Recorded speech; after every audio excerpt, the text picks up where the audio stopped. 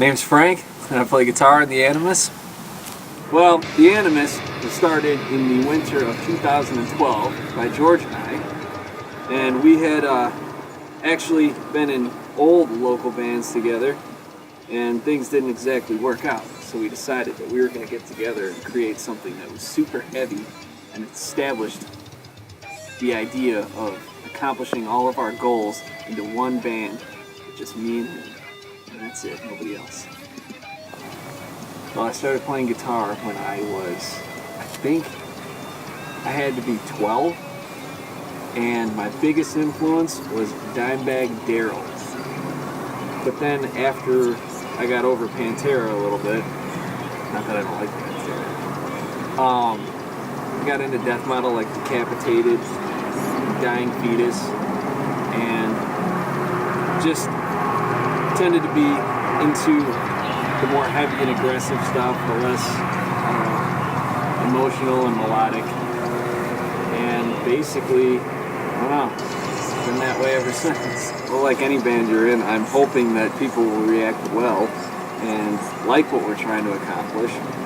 I don't want to be, pigeonholed into any genre. I definitely don't want to have people think we suck. So I want to blow minds and all that good stuff. I think that the lyrical direction is pretty cool.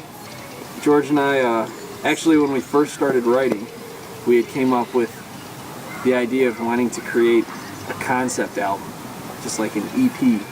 And the first CD we wanted to do a while back was this little, almost this anthology like the Creepshow movies, because that's what we're totally inspired by. And I think for this one, the concept actually came up from an old name that was a little long, which was Her Majesty Killed the King. And we just decided to use that as an album title and work our way through that EP as a concept of, the Queen murdering the King and all that jazz. As far as music writing, I think, I don't know, it's cool because I kind of get to do exactly what I want to do this time. Whereas in old bands, it was, too many people getting in the way of the writing.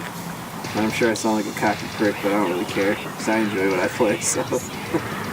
I don't generally like how the music scene is going nowadays, particularly because of the fact of everything seems to be ready-made for people, and it's kind of all the same bullshit with, heavy metal. You'll never get someone that is going to be lip-syncing or playing to a backing track unless it's, synths or, soundscapes or something like that. I don't know, I think heavy metal definitely has, a good amount of skill behind it, and not to say that other music doesn't, but I don't know.